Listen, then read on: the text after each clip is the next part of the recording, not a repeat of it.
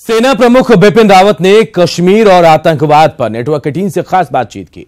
उन्होंने कहा कि कश्मीर में आतंकवाद के नाम पर युवाओं को भटकाया जा रहा है, कहीं कहीं जबरन युवाओं को हथियार भी थमाए जा रहे हैं। 2 साल पूरे हो गए हैं और इन 2 साल में कितना पाकिस्तान को समझ में आया कि जब ये स्ट्राइक हुई थी तो उनको एक मैसेज देने की कोशिश की गई थी कि पाकिस्तानी जो है उस अपने इलाके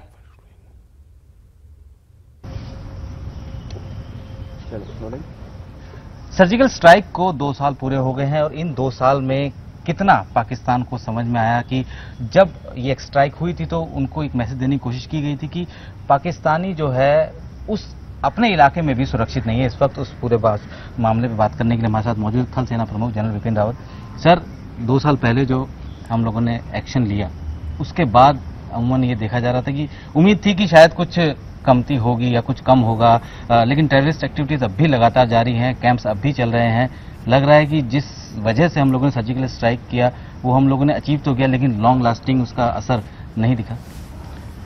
देखिए, आपने बिल्कुल सही बोला कि सर्जिकल स्ट्राइक किसी मकसद से किया गया था और हमने एक मैसेजिंग करी थी कि अगर इस तरह की कार्रवाई चलती रही तो हम लोग सरहद के पार आकर टेररिस्ट के खिलाफ कार्रवाई करने में कभी नहीं हिचकिचाएंगे। लेकिन उसके बावजूद इन्फिल्ट्रेशन जारी है। कश्मीर घाटी में आतंकवाद को बढ़ावा दिया जा रहा है और जो लोकल टेररिस्ट हैं उनको रेडिकलाइज करके, उनको गलत खबर का प्रचार करके हथियार उठाने में मजबूर किया जा रहा है।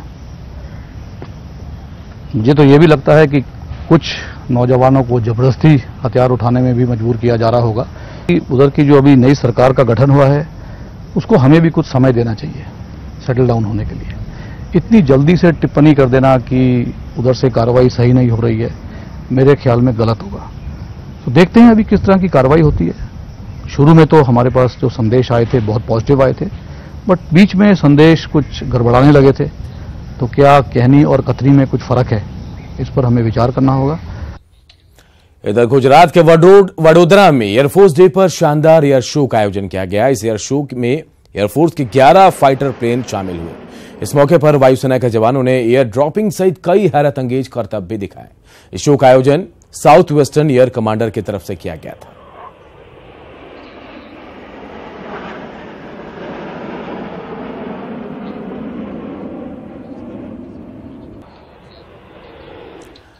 गुजरात के पोरबंदर में भारतीय पश्चिम नेवल कमांड के 50 साल पूरे होने का शानदार जश्न मनाया गया। जश्न के तहत पोरबंदर से मैंगलोर तक INSB बुलबुल को भेजा जा रहा है। Flag commanding officer admiral Sanjay Rai ने जहाज को फ्लैग ऑफ का रवाना किया। यह जहाज मुंबई गोवा होते हुए फिर मैंगलोर पहुंचेगा। जहाज का निर्माण पुडुचेरी में हुआ है।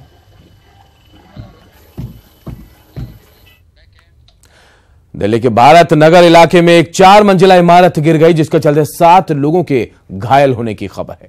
इमारत गिरने की सूचना पर राहत और बचाव का काम जारी है। उत्तरी दिल्ली के भारत नगर इलाके से हुई इस हादसे में 20 से 25 लोगों के दबे होने की आशंका जताई जा रही है। दिल्ली में बिल्डिंग गिरने का यह कोई पहला हादसा नहीं है। इससे पहले भी कई बिल्डिंग जमींदोज हो चुकी है।